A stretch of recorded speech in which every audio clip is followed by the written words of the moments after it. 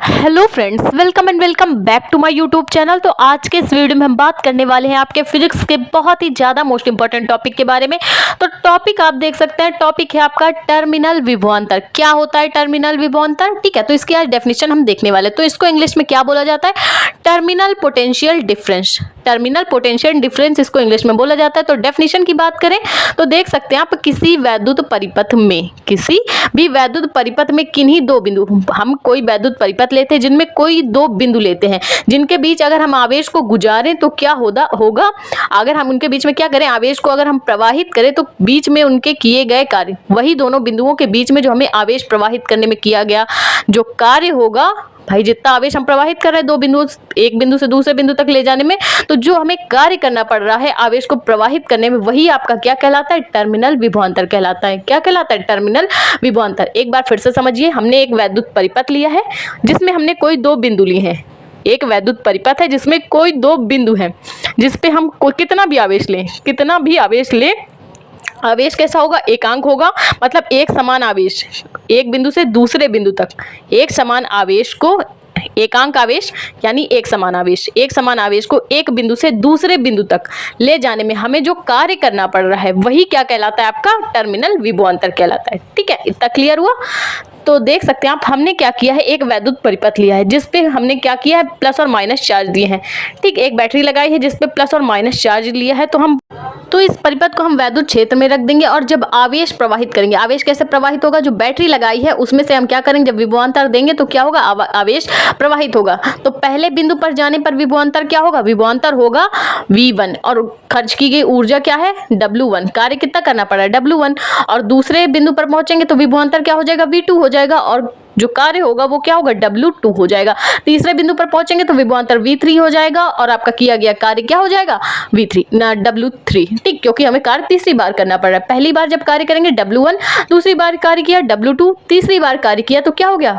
W3। तो हमने क्या किया, एक परिपथ लिया जिसमें विभवांतर V आरोपित किया। तो भाई क्या हो गया, पहले तो हम वोल्टेज देंगे, भाई बैटरी से ही वोल्टेज देते हैं तो आवेश बहता है, एक समान आवेश। तो पहली पॉइंट पर जाने पर हमें W1 कार्य करना पड़ा, जिसके कारण विभवांतर V1 है। दूसरे पॉइंट पर पहुंचने पर जो कार्य है वो W2, विभवांतर V2, और तीसरे पॉइंट पर W3 और विभवांतर V3। तो हम क्या करेंगे, माना सेल का विद्युत वाहक बल क्या है? E है। माना किसी सेल का विद्युत वाहक बल क्या है? E है। सेल क्या होता है? स्टोरेज डिवाइस, जिसके अंदर स्टोरेज होता है। ठीक, माना सेल का विद्युत वाहक बल E है और इस परिपथ को हम Q आवेश दे रहे हैं, तब किया गया कार्य आपका W है। तो सेल का विद्युत वाहक बल का फॉर्मूला क्या होता है? सेल के विद्युत वाहक बल का फॉर्मूला होता है E = W/Q। क्या होता है? E = W/Q, यानी किया गया कार्य बटे आवेश। ठीक है, तो हमने कार्य कितने बार किया? 3 बार कार्य किया है, W1, W2 और W3। ठीक है, तो हम क्या कर सकते हैं, अगर हम किया गया कार्य को संयुक्त ले तो क्या लिख सकते हैं? W = W1, W2, W3। भाई कार्य तो हमने एक एक पॉइंट पर पहुंच रहे हैं, तब W1, W2, W3 हो रहा है। अगर टोटल कार्य की बात करें तो टोटल कार्य आपका W है। तो सेल के विद्युत वाहक बल का फॉर्मूला होता है E = W/Q। अगर तीनों पॉइंट के लिए करें तो क्या होगा, अलग अलग लिख सकते हैं, W1/Q, W2/Q दूसरे कार्य के लिए, तीसरे कार्य के लिए क्या लिख सकते हैं? W3/Q। ठीक है, तीनों को हमने क्या किया, अभी तक संयुक्त कार्य था, अब हमने क्या किया, 3 रूप में इसको तोड़ लिया। तो कार्य बराबर क्या होता है? कार्य W बराबर होता है आवेश गुणे विभव। क्या होता है फॉर्मूला? आवेश गुणे विभव। तो यहाँ से अगर हम विभवांतर निकाले, विभव निकाले, तो विभव के लिए फॉर्मूला क्या हो जाएगा भाई कार्य के पद में? तो विभव V = क्या हो जाएगा? W के नीचे आ जाएगा Q, कार्य बटे आवेश। ठीक, तो यहाँ पे हम क्या लिख सकते हैं, देख सकते हैं आप, हम यहाँ पे W1/Q की जगह क्या लिख सकते हैं? V1 लिख सकते हैं। ठीक है, देख सकते हैं E = W/Q है, तो इसकी जगह हम V लिख सकते हैं। सेल का विद्युत वाहक बल = विभवांतर। ठीक, तो यहाँ पे क्या होगा, V1 = W1/Q लिख सकते हैं, V2 की जगह W2/Q लिख सकते हैं, लिखा हुआ है वहाँ पे V2 लिख सकते हैं। W3/Q की जगह क्या लिख सकते हैं? V3 लिख सकते हैं। तो V1, V2 और V3 इन जो मान है इनकी जगह हम पुट कर लेते हैं। तो E = क्या हो जाएगा?